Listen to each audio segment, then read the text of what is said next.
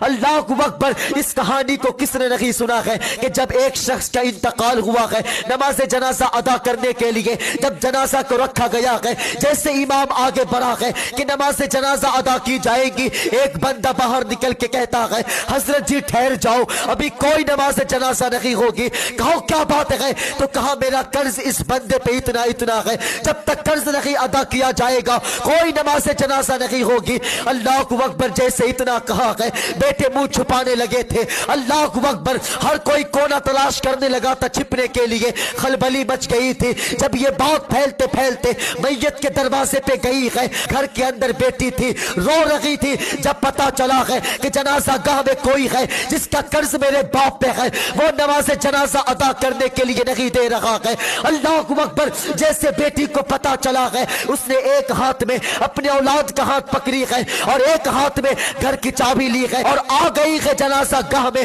پہلے باپ کے پاس گئی ہے اور چہرے سے کفن ہٹائی ہے اور باپ کے پیشانی کو چوم کر کے کہتی ہے ابا پریشان نہیں ہونا، آج تیری بیٹی زندہ ہے، آج تیری بیٹی زندہ ہے، اور جب تک تیری بیٹی زندہ ہے کوئی تیرے نماز جنازہ کو ادا کرنے سے نہیں روک سکتا ہے۔ اللہ اکبر، جب اتنا کہا ہے جو قرض والا بندہ جدھر کھڑا تھا ادھر رخ کر کے کہتی ہے کون ہے جس کا قرض میرے باپ پہ ہے؟ بندہ باہر نکل کے کہتا ہے ہاں جی میں ہوں، جس کا اتنا پیسہ ہے جو تیرے باپ پہ قرض ہے۔ اللہ اکبر، کہا کہ جب تک اتنا پیسہ نہیں دیا جائے گا کوئی نماز جنازہ نہیں ہوگی۔ اللہ اکبر، جیسے اتنا کہا ہے بیٹی نے اپنے ہاتھ سے گھر کی چابی لی ہے اور اس کے ہاتھ میں رکھ کر کہتی ہے یہ لے چابی اور جا میرا گھر بیچ دے اور اس سے اپنے قرضے کا پیسہ لے لینا، اور اگر کم پڑ جائے تو آ جانا میری چوکھٹ پہ، اولاد بیچ دوں گی لیکن میں اپنے باپ کے قرضہ ادا کر کے رہوں گی۔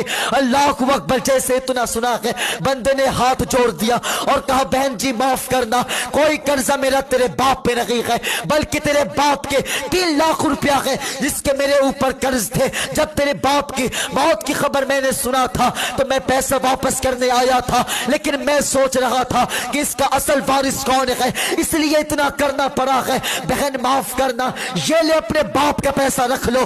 اللہ اکبر، یہ بیٹی ہوا کرتی ہے جو اپنے باپ کے لیے مرا کرتی ہے، اور تمہیں خدا کا واسطہ ہے بیٹیوں کی عزت کرنا، بیٹیوں کی عزت کرنا۔ خدا کی قسم کھا کے کہتا ہوں بیٹے وہ ہوتے ہیں جو نسلوں کو بڑھانے میں کام آتے ہیں، اور بیٹی وہ ہوا کرتی ہے جو مرنے کے بعد دنیا سے لے کر کے آخرت میں تک کام آتے ہیں۔